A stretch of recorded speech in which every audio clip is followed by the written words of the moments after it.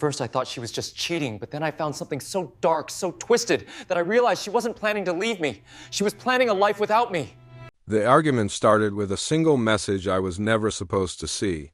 I was on the couch after work, just scrolling through my phone when her laptop on the coffee table pinged.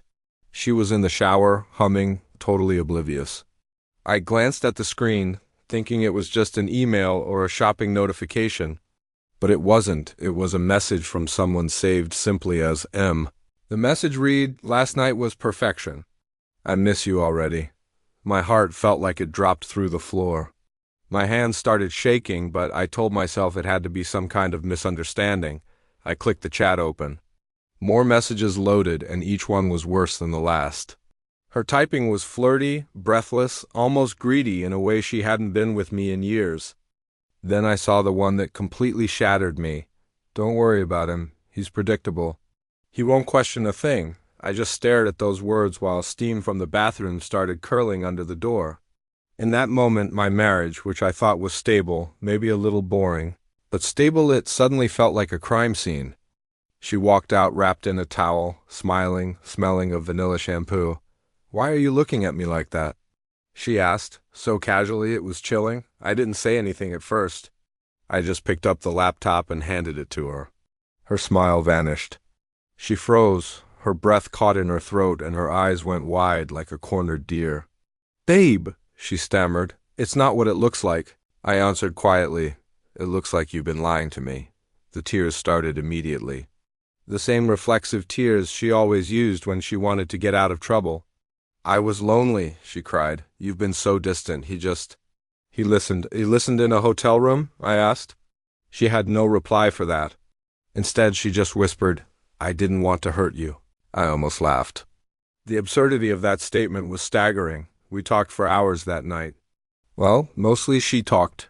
She begged, she explained, she tried to rewrite history, to reframe her actions. Eventually, she started trying to blame me, my long hours at work, my exhaustion, my supposed lack of passion. By midnight, something inside me had snapped. It was like a clean break, something that could never be repaired. She finally went to bed, staying on the farthest edge of the mattress, while I sat on the couch, just staring into space. Around 2, another message came through. "Did you tell him? Ready for the plan?" My blood ran cold. This wasn't just cheating. This was something else, something much, much worse.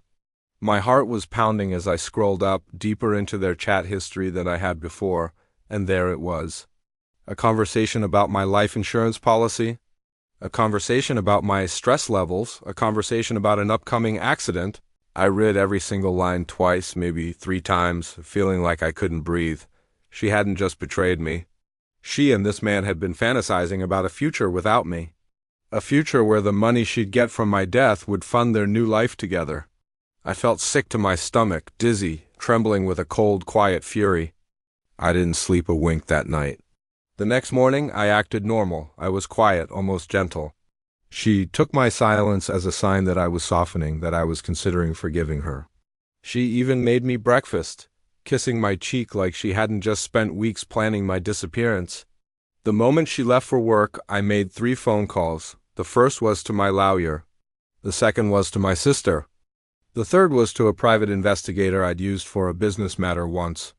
By noon, I had every screenshot, every message, every single disgusting piece of evidence backed up, saved, and legally time-stamped.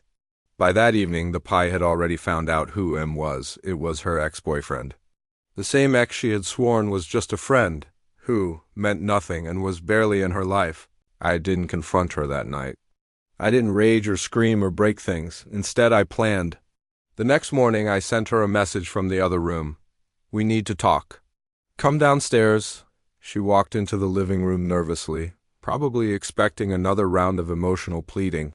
But what she found were 2 folders laid out on the coffee table. One was labeled divorce. The other was labeled attempted fraud and conspiracy, her face drained of all color. "What is this?" she whispered, her voice barely audible. "It's everything," I said calmly. "Everything you and your boyfriend planned. And now you're going to choose how this ends. She sank into a chair and started crying harder than I had ever seen her cry before.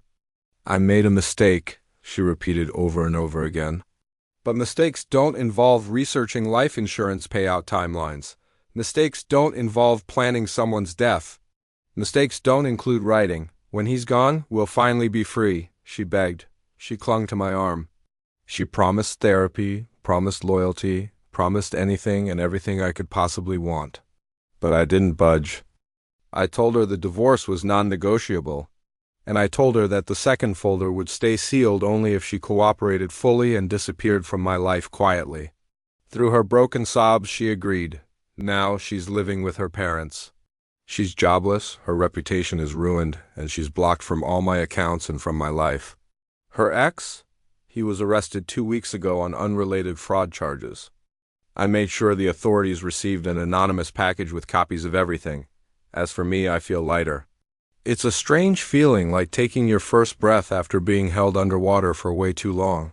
Sometimes love doesn't end with a big, dramatic fight. Sometimes it ends with quiet discovery, with cold, hard evidence, and with the most satisfying kind of revenge, the kind where you survive. You heal, and you walk away while they lose everything they tried to steal from you. Thanks for listening to my story. If you've been through something similar, know that you're not alone and you can get through it. Don't forget to like and subscribe for more.